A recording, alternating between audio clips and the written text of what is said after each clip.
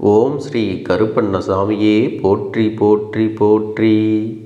என் அன்பு குழந்தையே, உன்னுடைய துரோகியின் இல்லத்தில் ஒரு விஷயம் நடந்து கொண்டிருக்கிறது. ஆனால் அவர்கள் இதை வெளியில் சொல்லாமல் மறைத்து கொண்டிருக்கிறார்கள். அதிலும் குறிப்பாக உனக்கு மட்டும் தெரிந்துவிடக்கூடாது என்பதில் மிகுந்த கவனத்தோடு அவர்கள் இருந்து கொண்டிருக்கிறார்கள். யாருக்கும் தெரிந்துவிடக்கூடாது என்று அவர்கள் மறைக்கின்ற அந்த விஷயமானது இனி தானாகவே வெளியே வரப்போகின்றது. இப்படிப்பட்ட நிலையில் அப்பன் கருப்பண்ணசாமி உனக்கு இந்த விஷயத்தை சொல்ல வந்ததற்கு ஒரு காரணமும் இருக்கிறது. நீ இவர்களால் அடைந்த துன்பங்களும் மனவேதனைகளும் ஏராளம். இவர்களால் நீ பட்ட கஷ்டங்கள் எல்லாம் வாய்விட்டு வெளியில் சொல்லிவிட முடியாது. அந்த அளவிற்கு கஷ்டங்களையும் சோதனைகளையும் கடந்து என் பிள்ளை என்ன இந்த வாழ்க்கை என்று நினைத்து தாங்கிக் கொள்ள முடியாத அளவிற்கு மனவேதனைக்கு ஆளாகி நின்று கொண்டிருந்தாய் அல்லவா? அப்படி இருக்கும் பொழுது இந்த கருப்பன் இதையெல்லாம் பார்த்து உன்னுடைய துன்பங்களுக்கு அவர்கள் பதில் சொல்லியே ஆக வேண்டும் என்று சொன்னேன் அல்லவா? அதைத்தான் இப்பொழுது அவர்கள் அனுபவித்து கொண்டிருக்கிறார்கள். என் பிள்ளையே, உன்னுடைய வாழ்க்கையில் நீ கஷ்டங்களை அனுபவித்து கொண்டிருந்த போது உனக்கு என்னால் உதவி செய்ய முடியாமல் போனதற்கும் ஒரு காரணம் உண்டு. கருப்பண்ணசாமி வேடிக்கை மட்டுமே பார்த்து கொண்டிருக்கிறார் என்று நீ நினைக்கக்கூடாது. அப்பன் சில சந்தர்ப்பங்களில் சட்டென்று ஆவேசப்பட்டு எந்த ஒரு முடிவையும் எடுத்துவிடக்கூடாது. ஏனென்றால் அப்படி ஒரு முடிவினை நான் ஆவேசத்தில் எடுக்கும் பொழுது அது யாருடைய உயிருக்காவது பாதகமாக வந்துவிடும். அதனால்தான் உன் அப்பன் எதையும் சற்று பொறுமையாகவே செய்து கொண்டிருக்கிறேன் என்பதை இப்பொழுதாவது நீ புரிந்து கொள்ள வேண்டும். அப்பேற்பட்ட உன்னுடைய வாழ்க்கையில் இனி நடக்கின்ற ஒவ்வொரு விஷயங்களுக்கு பின்னாலுமே கருப்பன் பொறுமை காக்க வேண்டிய ஒரு கட்டாயமும் இருந்தது. இன்று ஒருவர் உனக்கு எதிரியாகவோ துரோகியாகவோ இருக்கலாம். நாளை ஏதாவது ஒரு கட்டத்தில் உன்னோடு நல்லபடியாக பேச வேண்டிய சூழ்நிலை உருவாகும் அல்லவா? இந்த மனிதர்கள் எல்லாம் எப்படி மனம் மாறுவார்கள், குணம் மாறுவார்கள் என்று யாராலும் சொல்லிவிட முடியாது. இப்படித்தான் சில நேரங்களில் ஒவ்வொருவர் வாழ்க்கையிலும் சட்டென்று ஒரு புரட்டி எடுத்து மனிதர்களின் மனநிலையையே மாற்றிவிடுகிறது. நாம் நினைத்தது ஒன்றும் நடப்பது ஒன்றுமாக எல்லோருக்கும் இருந்து விடுகிறது.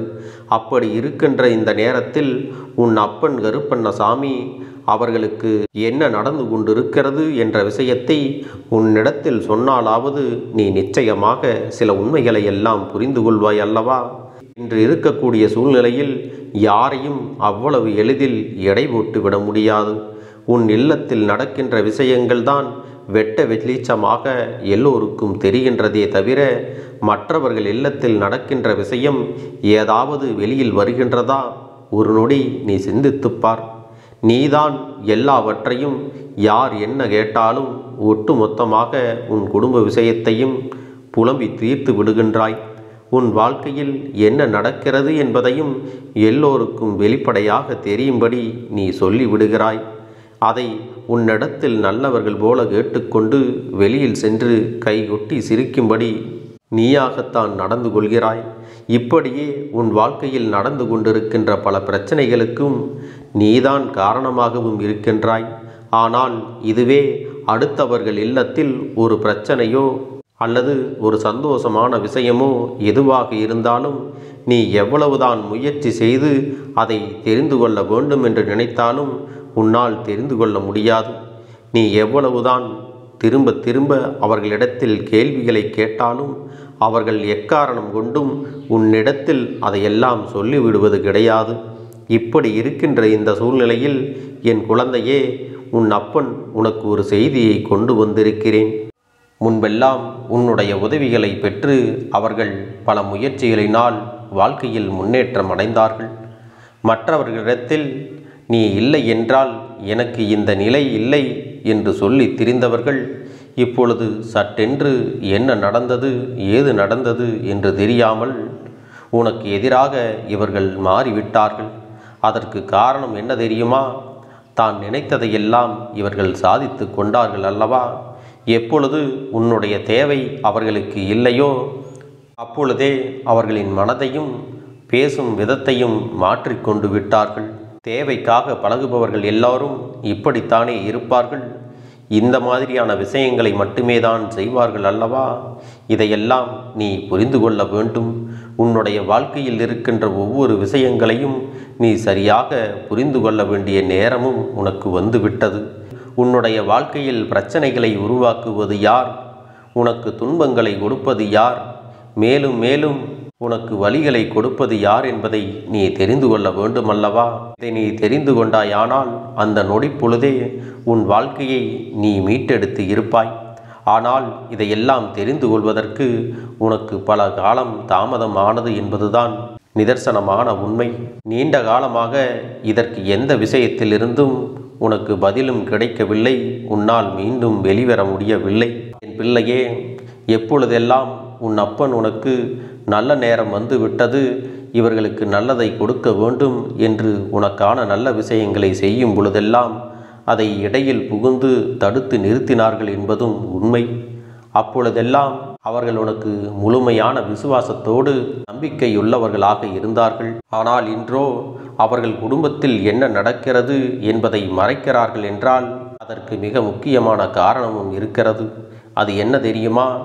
உன்னுடைய வாழ்க்கையில், அதாவது உன்னை சார்ந்தவர்களுக்கும் உன் இல்லத்தில் இருப்பவர்களுக்கும் என்ன நடக்க வேண்டும் என்று நினைத்தார்களோ அதுவெல்லாம் அவர்கள் குடும்பத்தில் இருப்பவர்களுக்கே நடந்து கொண்டிருக்கிறது. எந்த அளவிற்கு கீழ்த்தரமாக யோசித்து சில தேவையில்லாத விஷயங்களை எல்லாம் செய்தார்களோ அதுவெல்லாம் அவர்களுடைய குடும்பத்திலேயே நடந்து கொண்டிருக்கிறது. எங்கே இதுவெல்லாம் வெளியில் தெரிந்தால் கேவலமாகிவிடும்.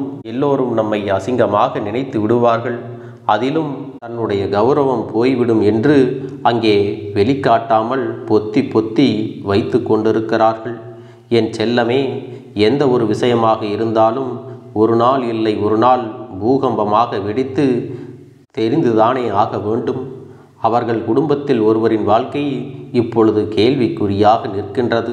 அதை உன் குடும்பத்தில் இருக்கும் ஒருவருக்கு நடத்த வேண்டும் என்று பல நாட்களாக அவர்கள் திட்டங்களை தீட்டிக் கொண்டிருந்தார்கள். உன் குடும்பத்தில் யாராவது ஒருவர் வாழ்க்கையை இழந்து நிற்க வேண்டும் என்றும் அவர்கள் மனதிற்குள் எண்ணிக்கொண்டிருந்தார்கள். வணங்குகின்ற தெய்வங்கள் இடத்திலெல்லாம் இதைத்தான் கேட்டு கொண்டிருந்தார்கள். ஆனால் அது இப்பொழுது அப்படியே அதற்கு எதிராக அவர்கள் குடும்பத்திலேயே நடந்து கொண்டிருக்கிறது.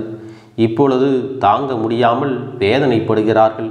இவர்களிடத்தில் எத்தனை மோசமான எண்ணங்கள் எல்லாம் இருந்தது என்பதையெல்லாம் நீ தெரிந்து கொள்ள வேண்டுமல்லவா? இவர்களின் எண்ணமெல்லாம் அவர்களின் வாழ்க்கையாக இப்பொழுது நடந்து கொண்டிருக்கிறது என்பதையும் நீ தெரிந்து கொள்ள வேண்டுமல்லவா? என் தங்கமே, இந்த வாழ்க்கையில் உன்னை சுற்றி இருக்கின்ற மனிதர்கள் நல்லவர்களா கெட்டவர்களா என்பதையெல்லாம் நீயாக கண்டுபிடிக்க முடியாவிட்டாலும் அவர்களின் வாழ்க்கையில் நடக்கின்ற சில விஷயங்களும் அவர்களின் பழக்க வழக்கங்களும் இதையெல்லாம் வெளிக்காட்டிவிடும். என் பிள்ளையே, அவரவர் வாழ்க்கையில் நடக்கின்ற விஷயங்களை எல்லாம் பார்ப்பதற்கு அவர்களுக்கே நேரம் இல்லாத பொழுது இவர்கள் மட்டும் உன்னுடைய வாழ்க்கையை கெடுக்க நினைத்தார்கள் அல்லவா? அதனால்தான் இத்தனை பெரிய தண்டனையை பெற்றுக்கொண்டு இப்பொழுது வெளியில் சொல்ல முடியாமல் அங்கே இருந்து கொண்டிருக்கிறார்கள்.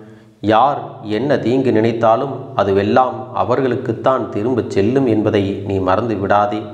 என் அன்பு குழந்தைக்கு இந்த கருப்பண்ணசாமியின் ஆசீர்வாதங்களும் அன்பும் துணையும் என்றென்றைக்கும் முழுமையாக கிடைத்து கொண்டே இருக்கும்.